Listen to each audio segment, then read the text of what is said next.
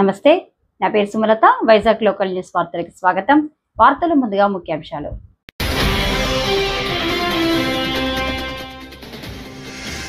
Operation Sindoor ఉగ్రవాదానికి ధీటైన జవాబు Amit Shah.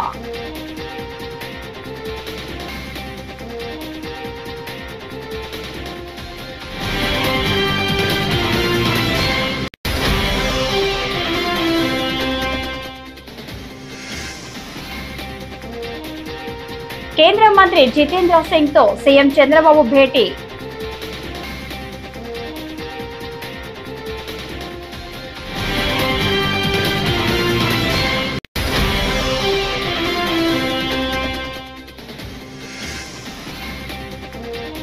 YS Jagan ప్రశ్నలకు CM Chandrababu సమాధానం చెప్పాలి.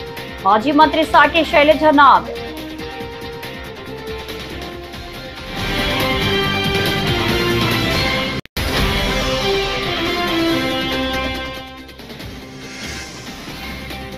విజయనగరం పేలుళ్ల కుట్ర కేసు కస్టడీకి నిందితులు.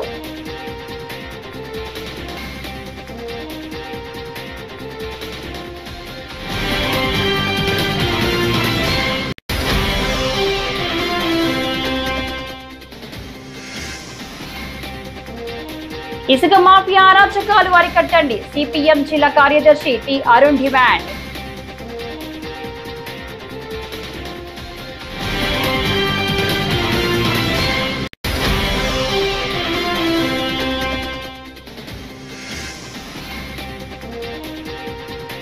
మాజీ ఎమ్మెల్యే వల్లభనేని వంశీ ముందస్తు బెయిల్ పై విచారణ 29కి వాయిదా.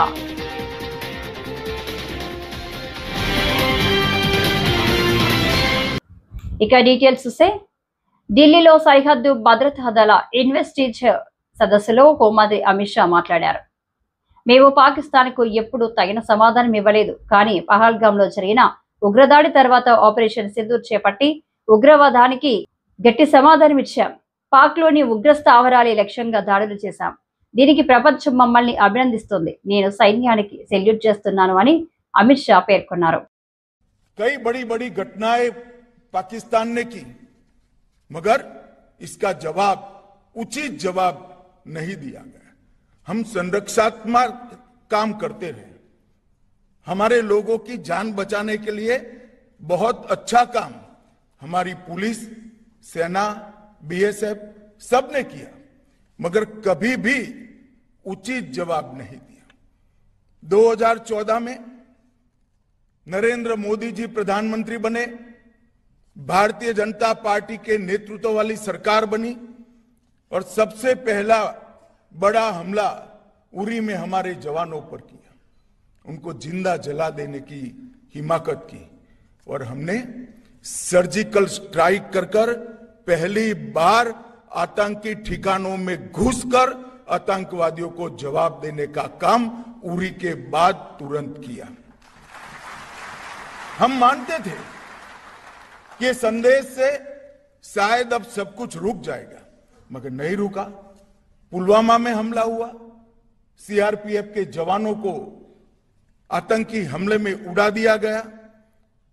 भारत की सेनाओं ने एयर स्ट्राइक कर इससे उरी से कठोर जवाब देने का प्रयास किया और फिर से एक बार हमने आतंकी अड्डों को उड़ाने का काम किया। और उसके बाद पहलगांव में इंतहा ही कर दी।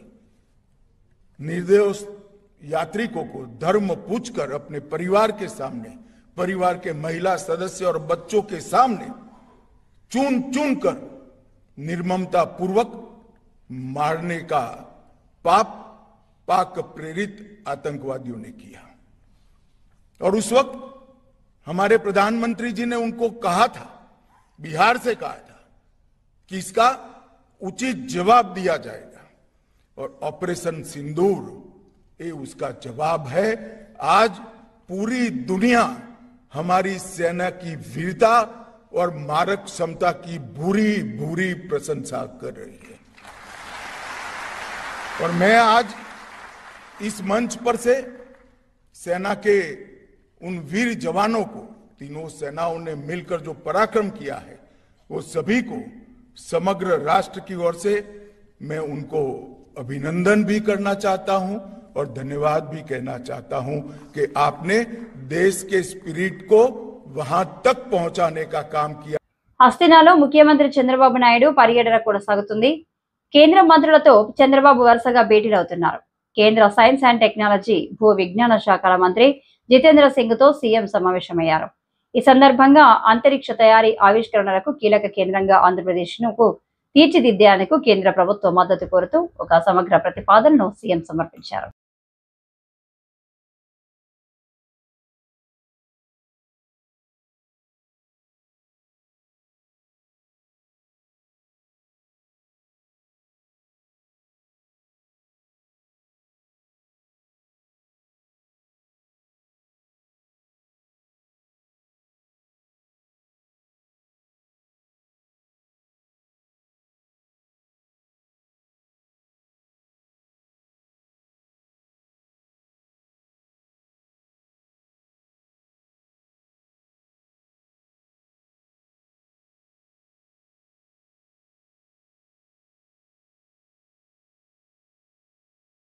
వైఎస్ఆర్సీపీ అధ్యక్షుడు వైఎస్ జగన్ పత్రికా సమావేశం ద్వారా కూటమి ప్రభుత్వానికి సంధించిన ప్రశ్నలకు సీఎం చంద్రబాబు సమాధానం చెప్పాలని మాజీ మంత్రి వైఎస్ఆర్సీపీ సీనియర్ నేత సాగే శైలజనాథ్ డిమాండ్ చేశారు.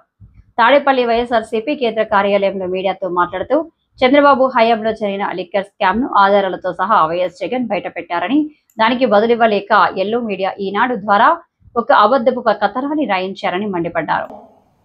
అసలు ఏ సమాధానం వస్తుందో చూద్దాం అని వెయిట్ చేశారు. చాలా క్యూరియాసిటీగా, ఎందుకంటే దాన్ని ప్రెస్ మీట్లో చెప్పడమే కాకుండా ఓన్ ట్విట్టర్లో ట్విట్టర్ అకౌంట్లో కూడా దాన్ని పోస్ట్ చేయడం, ప్లాట్ఫామ్స్ మీద దేశంలో అన్ని రాజకీయ పార్టీలకు కూడా పంపడం. వెయిట్ చేసే కాలంలో ఎప్పటిలాగే నాకు కొద్దిగా అనుభవం ఉన్న వాళ్ళు అట్లే ఊహించలేదు, కానీ ఒక బేతాల కథ అందామా, కాకమ్మ కథలు అందామా, ఓ కొత్త కథ ఈరోజు తెలుగుదేశం పార్టీ యొక్క అధికార పత్రిక అందాము, లేక అధికార పత్రిక అందాము. ఈనాడులో ఒక వార్తా కథనం వచ్చింది. దాన్ని కథనం అందామా, వార్త అందామా అర్థం కాని పరిస్థితి. అది బేతాల కథలాగే ఉంది. అది అయాన జగన్మోహన్ రెడ్డి గారు మిమ్మల్ని అడిగింది ఏంటంటే, మీరు ఈ ప్రభుత్వం కక్షపూరితంగా కేసులు పెట్టి దానికోసం చట్టాన్ని ఉల్లంఘించి దర్యాప్తు సంస్థల్ని చేతిలోకి తీసుకుని దుర్వినియోగం చేస్తా ఉన్న అధికారాన్ని మీరు అధికార దుర్వినియోగానికి పాల్పడతా ఉన్నారు అనే అంశం మీద మాట్లాడుతూ, అసలు లిక్కర్ ఫ్రాడ్ చేసింది ఎవరు, డిస్టిలరీలకి ఎక్కువ డిస్టిలరీకి పర్మిషన్ ఇచ్చింది ఎవరు, వాటి కెపాసిటీ పెంచింది ఎవరు, క్యాబినెట్ ఆమోదం కూడా లేకుండా, ఎరిక లేకుండా ప్రివిలేజ్ ఫీజు 300 కోట్ల రూపాయలని మాఫీ చేసింది ఎవరు, ఒక రేషనాలిటీ లేకుండా తమరికి కావలసిన ముఖ్యమంత్రి గారు తమరికి కావలసిన డిస్టిలరీలకి ఎక్కువ ఆర్డర్లు పోయే విధంగా చూస్తుంది ఎవరు, దీనికి సంబంధించి మీరు మాట్లాడకపోయినా కీలకమైన అంశాలని బయటపెట్టారు. ఆనాటి లిక్కర్ ఫ్రాడ్లో, స్కామ్ ఫ్రాడ్లో ఇంకొక మీనింగ్ కూడా ఉంది. స్కామ్ డిస్ఆనెస్ట్ అనే ఒక మీనింగ్ కూడా ఉంది. ఆ ఫ్రాడ్లో స్పష్టంగా అడిగాడు ఆఖరికి, అయ్యా మీ సంతకాలు ఉన్నాయి, మీ ఎక్సైజ్ మినిస్టర్ సంతకాలు ఉన్నాయి, మరి మీరు సమాధానం చెప్పాలా. ఎక్కడైనా సరే సీఎంఓ నుంచి మా సంతకం ఉందా చూపించమని ఛాలెంజ్ చేశాడు ఆఖరికి. ఉక్కు నగరం విశాఖ స్టీల్ ప్లాంట్ లో భారీ అగ్ని ప్రమాదం సంభవించింది. SMS2 లో ఒక్కసారిగా మంటలు ఎగిసిపడ్డాయి. వెంటనే అప్రమత్తమైన స్టీల్ ప్లాంట్ అగ్నిమాపక సిబ్బంది మంటలను అదుపులోకి తీసుకొచ్చారు. ఆస్తి నష్టంపై అధికారులు అంచనా వేస్తున్నారు. శుక్రవారం తెల్లవారుజామున ఈ ప్రమాదం జరిగింది. అయితే ప్రమాద సమయంలో కార్మికులు విధుల్లో లేకపోవడంతో పెను ముప్పు తప్పింది. అగ్ని ప్రమాదం తెల్లవారుజామున జరగడంతో కార్మికులు విధులకు హాజరు కాలేదు.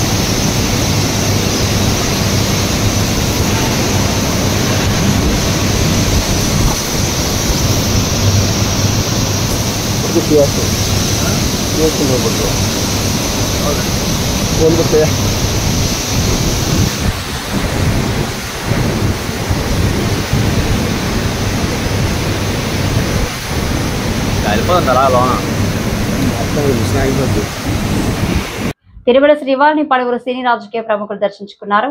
మంత్రి రాంప్రసాద్ రెడ్డి, దర్శకుడు రాఘవేంద్రరావు, నిర్మాత బండ్ల గణేష్ వేకువజామున శ్రీవారి అభిషేక సేవలో పాల్గొని మొక్కులు చెల్లించుకున్నారు. తొలుత అతిథి అధికారులు వీరికి స్వాగతం పలికి దర్శన ఏర్పాట్లు చేశారు. దర్శనానంతరం రంగనాయకుల మండపంలో పండితులు వారికి వేదాశీర్వచనం చేసి స్వామివారి తీర్థ ప్రసాదాలను అందజేశారు.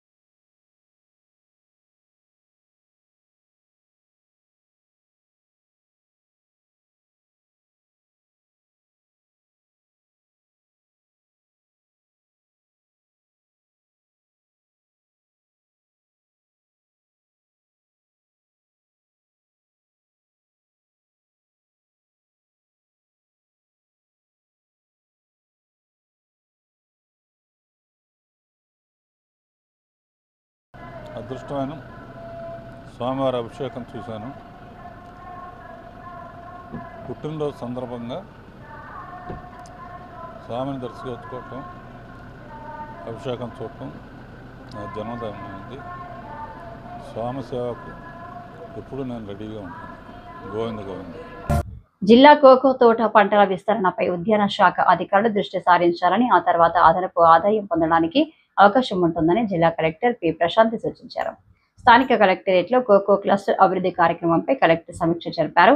ప్రశాంతి మాట్లాడుతూ 600 హెక్టార్లలో కోకో తోటలు సాగయ్యేలా చూడాలని, అందుకు అనుగుణంగా లక్ష్యాన్ని నిర్దేశించుకోవాలని పేర్కొన్నారు. ఆ మేరకు రైతులను ప్రోత్సహించే క్రమంలో చర్యలు తీసుకోవాలని జిల్లా కలెక్టర్ స్పష్టం చేశారు. ఇక్కడ ఎంత కోకో, నేను ఫస్ట్ పాయింట్ ఏం చెప్పాను, కోకో ఎక్స్టెంట్ రాయండి. ఈస్ట్ గోదావరిలో కోకో ఎక్స్టెంట్ ఇలా ఉంది అని రాస్తూ ఈ మండలాల్లో ఇంత ఉంది, ఎక్కువ ఈ మండలంలో ఉంది అని రాస్తాను. ప్రొడక్షన్ ఈస్ట్ గోదావరి డిస్ట్రిక్ట్ లో ఈ వెరైటీ ఇంత ప్రొడక్షన్ అవుతుంది.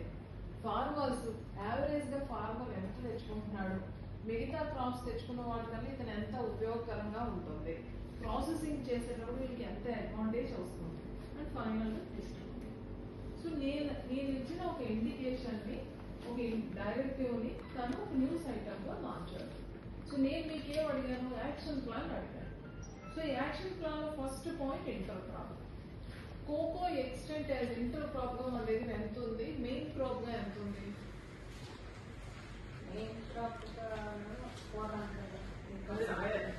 ఉగ్రలింకుల కేసులో ప్రధాన నిందితులుగా ఉన్న సిరాజ్ సమీర్లను పోలీస్ కస్టడీకి ఇస్తూ విజయనగరం కోర్టు అనుమతి ఇచ్చిన విషయం తెలిసిందే. ఈ క్రమంలో విజయనగరం పోలీసులు విశాఖ సెంట్రల్ జైల్లో ఉన్న A1, E2 సిరాజ్ సమీర్లను కస్టడీలోకి తీసుకుని విచారించనున్నారు.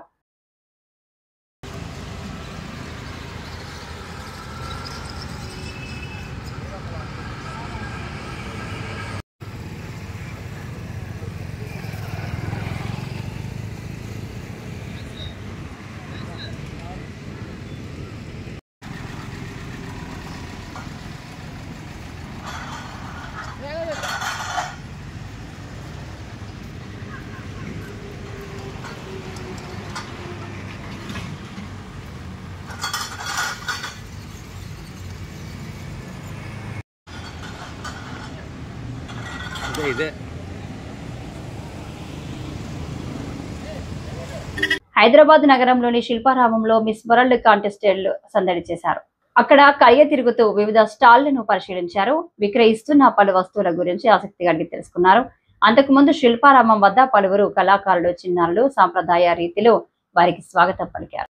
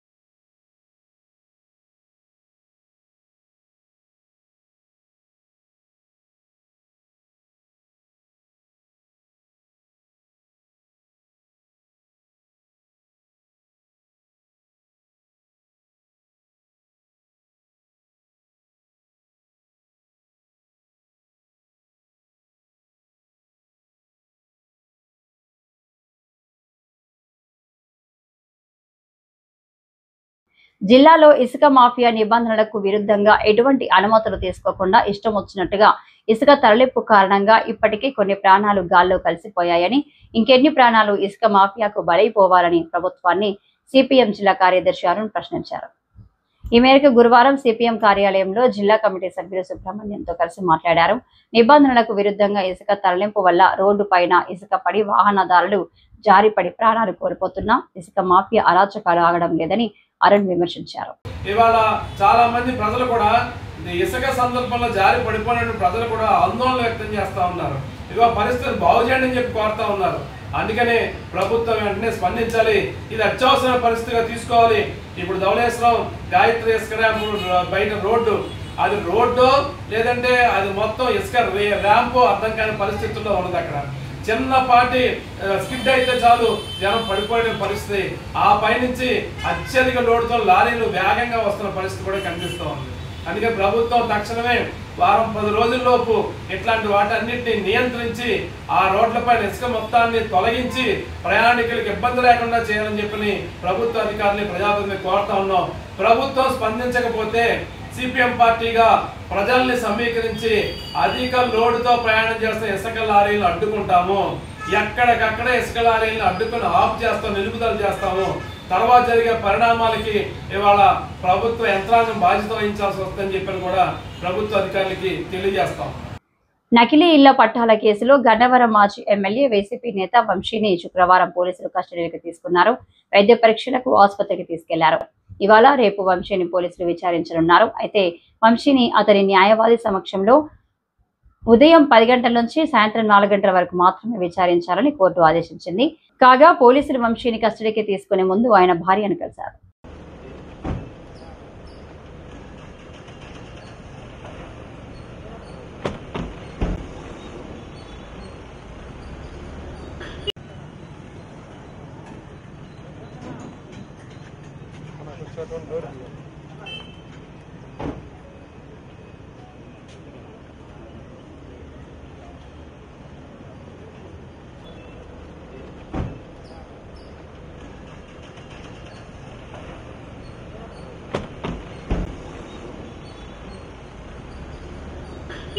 కడప రిమ్స్ ఆసుపత్రిలో కరోనా కేసు నమోదైనట్లు సోషల్ మీడియాలో ప్రచారం జరిగింది. దీనిపై కడప డిఎంహెచ్ఓ నాగరాజు స్పందించారు. జిల్లాలో ఇప్పటి వరకు కరోనా కేసు నమోదు కాలేదని స్పష్టం చేశారు.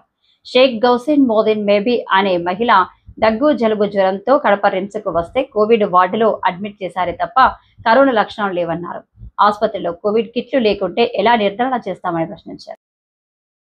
షేక్ గౌసిన్ మొబిన్ అనే ఒక 75 ఇయర్స్ లేడీ నంద్యాల నుంచి కాఫ్ అండ్ కోల్డ్ ఫీవర్తో వచ్చింది. దాన్ని ఆమె ప్రైవేట్ హాస్పిటల్లోన ప్రొద్దుటూరులోన అలానే ప్రైమ్ హాస్పిటల్ ప్రైవేట్ హాస్పిటల్లో అడ్మిట్ చేసుకునింది. నెక్స్ట్ వీళ్ళు జీజీహెచ్కి వెళ్ళారు. అంటే బాగుందని వెళ్ళిపోయారు, మళ్ళీ వచ్చినారు. జీజీహెచ్కి వెళ్తే జీజీహెచ్లో కోవిడ్ వార్డులో అడ్మిట్ చేయడం జరిగింది. ఎందుకంటే ఓల్డ్ ఏజ్ ఉంది, కొద్దిగా సివియర్ లంగ్ ఇన్ఫెక్షన్ ఉంది అని. దానివల్ల వీళ్ళంతా కోవిడ్ అని చెప్పి దాన్ని ఇది చేయడం జరుగుతుంది. కాబట్టి దీన్ని గవర్నమెంట్ ఏదైనా కూడా మీరు ఇక్కడికి రావాల్సిన అవసరం లేదు. ఎందుకంటే ప్రతి ఒక్కటి అది కరెక్ట్గా కనుక్కోకుండా ప్రెస్లో కానీ దీంట్లో కానీ వస్తాం. కాబట్టి దయచేసి అలాంటివి చేయకుండా, ఒకవేళ ఏదైనా ఎప్పుడైనా కేసెస్ కోవిడ్ మనమేమి కొత్తగా చూసింది కాదు, నెక్స్ట్ కేసెస్ ఏవైనా వచ్చినా కూడా మనము ఇదిగా చేయడం జరుగుతుంది. యాజ్ పర్ ప్రోటోకాల్ మెయింటైన్ చేయడం జరుగుతుంది. కాబట్టి దీన్ని ఊరికేనే లేని దాన్ని పిక్చరైజ్ చేసి ఇది చేయాల్సిన అవసరం లేదు. Thank you. మహానాడుకు సంబంధించింది మహానాడు జరుగుతుంది కదా, మహానాడులో ఏదైనా కోవిడ్కి అంటే మామూలుగా మనం కోవిడ్ ప్రోటోకాల్స్ కంపల్సరీ మెయింటైన్ చేస్తాం. మనం టెస్ట్ చేయలేదు సార్, మామూలుగా టెస్టింగ్ కూడా పెడతాం కావాలని. ఎవరికైనా ఇంకా విషయం ఏంటంటే మనకి కోవిడ్ టెస్టులు చేయడానికే లేదు, ఇంకా రాలేదు. ఇప్పుడు ఎందుకంటే ఇంతకు ముందు ఉన్నింది కానీ ఇప్పుడు కోవిడ్ ఎక్కడా లేదు కాబట్టి కోవిడ్ టెస్ట్ చేయడానికే లేదు. అలాంటిది మనం పాజిటివ్ అని తక్కడ చెప్పి దాన్ని ఇది చేయడం కూడా కరెక్ట్ కాదు. కాబట్టి మహానాడు ఇలాంటివి వస్తున్నాయి కాబట్టి ఇంకా కూడా వీలైతే అవి తెప్పించుకొని మేము ర్యాపిడ్ టెస్ట్ కావాలంటే మేము కోవిడ్ ఇది కూడా చేయడం జరుగుతుంది. ఇంకా టెస్టులు చేయలే, టెస్టులు చేయడానికి లేవు, అవి మెటీరియల్స్. ఇప్పుడు కూడా వచ్చిన దాదాపు 257 కేసెస్ మనకి త్రూఅవుట్ ఇండియా రిపోర్ట్ కావడం జరిగింది. ఈ కేసెస్ చాలా మైల్డ్ గా ఉంటున్నాయి. ఎవరు పబ్లిక్ ఏమి భయపడాల్సిన అవసరం అయితే లేదు. Okay, thank you. Shaik Gousin Mobin అనే ఒక 75 ఇయర్స్ లేడీ నంద్యాల నుంచి కాఫ్ అండ్ కోల్డ్ ఫీవర్తో వచ్చింది. దాన్ని ఆమె ప్రైవేట్ హాస్పిటల్లోన ప్రొద్దుటూరులోన అలానే ప్రైమ్ హాస్పిటల్ ప్రైవేట్ హాస్పిటల్లో అడ్మిట్ చేసుకునింది. నెక్స్ట్ వీళ్ళు జీజీహెచ్కి వెళ్ళారు. అంటే బాగుందని వెళ్ళిపోయారు, మళ్ళీ వచ్చినారు. జీజీహెచ్కి వెళ్తే జీజీహెచ్లో కోవిడ్ వార్డులో అడ్మిట్ చేయడం జరిగింది. ఎందుకంటే ఓల్డ్ ఏజ్ ఉంది, కొద్దిగా సివియర్ లంగ్ ఇన్ఫెక్షన్ ఉంది అని. దానివల్ల వీళ్ళంతా కోవిడ్ అని చెప్పి దాన్ని ఇది చేయడం జరుగుతుంది. కాబట్టి దీన్ని గవర్నమెంట్ ఏదైనా కూడా మీరు ఇక్కడికి రావాల్సిన అవసరం లేదు.